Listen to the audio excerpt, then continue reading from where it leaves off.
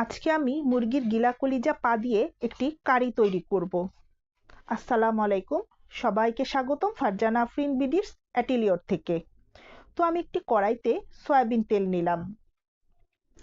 Soybean তেল নেওয়ার পরে আমি তেলটি গরম হওয়ার জন্য একটু অপেক্ষা করব। যখন দেখব কড়াইয়ের তেলটা গরম হয়ে গেছে, তখন আমি এর মধ্যে দুটো তেজপাতা ছেড়ে দিব। তেজপাতা ছেড়ে দেওয়ার পরে আমি আবার অপেক্ষা করব তেলটি আরেকটু গরম হওয়ার। তেলটি আর একটু গরম হলে আমি এর মধ্যে জিরা গুঁড়া দিব, আমান জিরা। তারপর দেখব এই জিরাগুলো তেলের মধ্যে ফুটতে শুরু করেছে কিনা এবং এর থেকে অ্যারোমা বের হচ্ছে কিনা। যখন দেখব যে তেল থেকে অ্যারোমা বের হওয়া শুরু হয়েছে, তখন আমি এতে পেঁয়াজ কুচি দেওয়া শুরু করব। তো অ্যারোমা বের হয়েছে এবং আমি পেঁয়াজ কুচি দেওয়া শুরু করেছি। আমার মনে হচ্ছে আরো একটু পেঁয়াজ লাগবে, তো আমি আরো একটু পেঁয়াজ দিলাম, আরো একটু পেঁয়াজ দিলাম। তিনবারে আমি ভালোই অনেকখানি পেঁয়াজ কুচি দিলাম। এরপর আমি একটু রসুন কুচি দিব।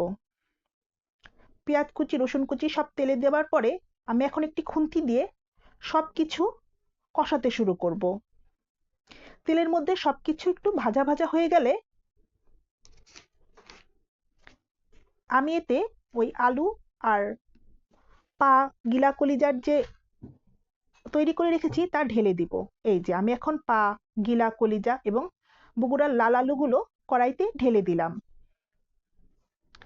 সবকিছু কড়াইতে ঢেলে দেওয়ার পরে আমি তেলের সাথে সবগুলো উপকরণ একসাথে খুন্তি দিয়ে মেশাতে শুরু করব এবং সবগুলো ভাজতে শুরু করব।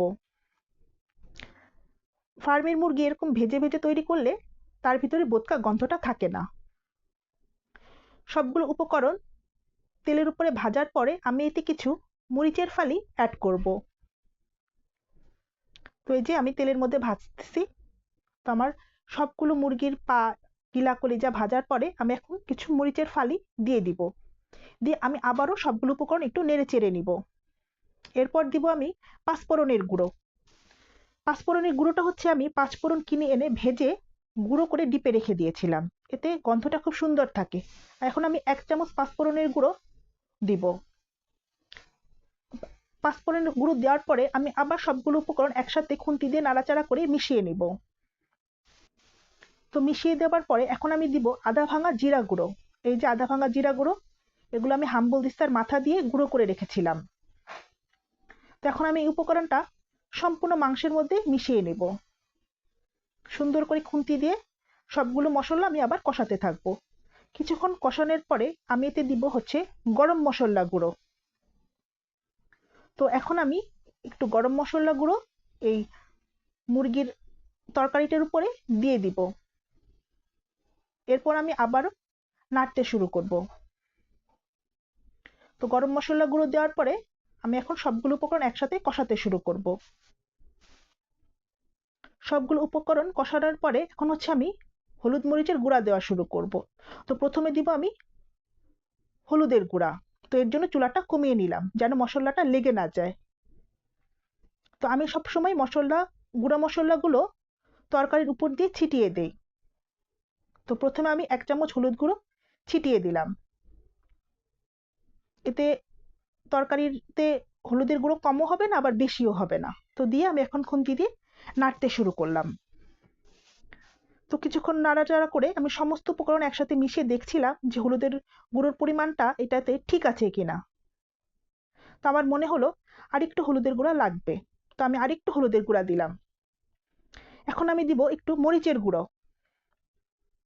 তো হলুদের গুঁড়ার পরে এখন আমি দিলাম 1 চামচ মরিচের গুঁড়ো। তো মরিচের গুঁড়ো দেওয়ার পরে এখন আমি দিব লবণ। তো আমি এই কড়াইয়ের উপরে সবকিছুর উপকরণের উপরে লবণ ছিটিয়ে দিলাম। তারপর আমি সবগুলো একসাথে কষাতে থাকবো।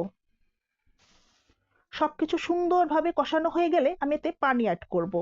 তো আমি এখন তেলের পরে সবকিছু কষাচ্ছি আর দেখছি যে সবকিছু ঠিক মতো হচ্ছে কিনা। মশলাগুলো তেলের মধ্যে চলে আসলেই আমি এখন পানি দিয়ে দিব। তো আমি নাড়াচাড়া করছিলাম আর দেখছিলাম যে পারফেক্টভাবে ভাজা হচ্ছে কিনা, কষানো হচ্ছে কিনা। তো কষানো হয়ে গেছে, এখন হচ্ছে আমি এতে পানি অ্যাড করব। তো আমি 1 বাটি পানি দিয়ে দিলাম। পানি দেওয়ার পরে এখন আমি আবার সবকিছু নাড়িয়ে সুন্দর করে জাল দেওয়া শুরু করব এবং খুন্তি দিয়ে নাড়িয়ে সব একসাথে মিশিয়ে নেব। মিশিয়ে অপেক্ষা করতে থাকবো যেখানে একটু জাল আসছে কিনা। যখন এই মাংসের পানির মধ্যে একটু জাল এসে পড়বে তখন হচ্ছে আমি এর মধ্যে একটু মাংসের মশলা দিব। আমি আবার বড় একটা মাংসের মশলার বক্স কিনে রাখি, যা আমি সব খাবারই রান্নার শেষে ব্যবহার করি। তো এই যে একটু একটু জাল আসছে, পানি একটু কাঁপছে, তো এখন আমি এর মধ্যে 2 চামচের মতন মাংসের মশলা অ্যাড করব। তো এই যে 1 চামচ দিলাম, ছোট একটা চামচ, তো ওই ছোট চামচেরই আরো একটা চামচ দিব। বলতে গেলে 1 চিমটি যে চামচটা থাকে সেই চামচের পরিমাণ, বলতে গেলে 2 চিমটি পরিমাণ। তারপর আমি আবারও খুন্তি দিয়ে সবকিছু সুন্দর করে নেড়েচেড়ে দিব এবং সবকিছু সুন্দর করে নেড়েচেড়ে দেওয়ার পরে আমি এটা ঢাকনা দিয়ে ঢেকে দিব এবং ঢাকনা দিয়ে ঢেকে দেওয়ার পরে আমি 25 থেকে 30 মিনিটের জন্য এই মিডিয়াম আঁচে এটা চুলায় রেখে দিব। এতেই হয়ে যাবে আমার এই কারিটা তৈরি করা। আমার ভিডিওটি ভালো লেগে থাকলে সবাই সাবস্ক্রাইব করবেন। সবাইকে ধন্যবাদ ভিডিওটা দেখার জন্য।